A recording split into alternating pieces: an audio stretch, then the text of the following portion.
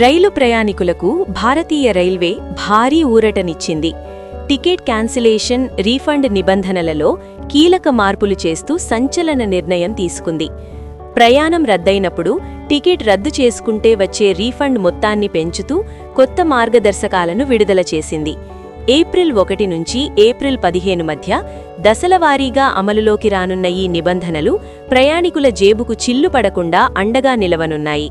కొత్త నిబంధనల ప్రకారం రైలు బయలుదేరడానికి 72 గంటల కంటే ముందే కన్ఫర్మ్ టికెట్ను రద్దు చేసుకుంటే కేవలం నామమాత్రపు ఛార్జీలు మినహాయించి మిగిలిన పూర్తి మొత్తాన్ని రీఫండ్ చేస్తారు. గతంలో ఉన్న సంక్లిష్టమైన ఛార్జీల విధానానికి స్వస్తి పలుకుతూ ముందస్తుగా ప్లాన్ మార్చుకునేవారికి ఇది పెద్ద ఊరటగా మారింది. ప్రయాణ సమయం దగ్గరపడే కొద్దీ క్యాన్సిలేషన్ ఛార్జీలలో మార్పులు ఉంటాయి. రైలు బయలుదేరడానికి 72 గంటల నుంచి ఒకరోజు ముందు వరకు టికెట్ రద్దు చేస్తే స్టాండర్డ్ పెనాల్టీ కింద 25% కట్ చేసుకుని మిగిలిన 75% రీఫండ్ చేస్తారు.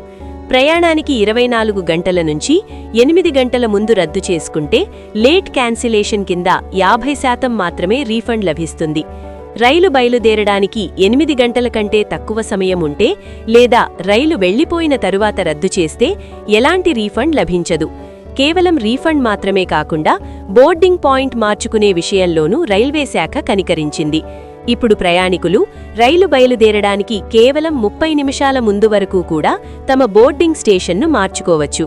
ముఖ్యంగా హైదరాబాద్, బెంగళూరు, డ్రిల్లింగ్ వంటి పెద్ద నగరాల్లో 1 కంటే ఎక్కువ స్టేషన్లు ఉన్నప్పుడు ప్రయాణికులకు ఈ సౌకర్యం ఎంతో లాభదాయకం కానుంది.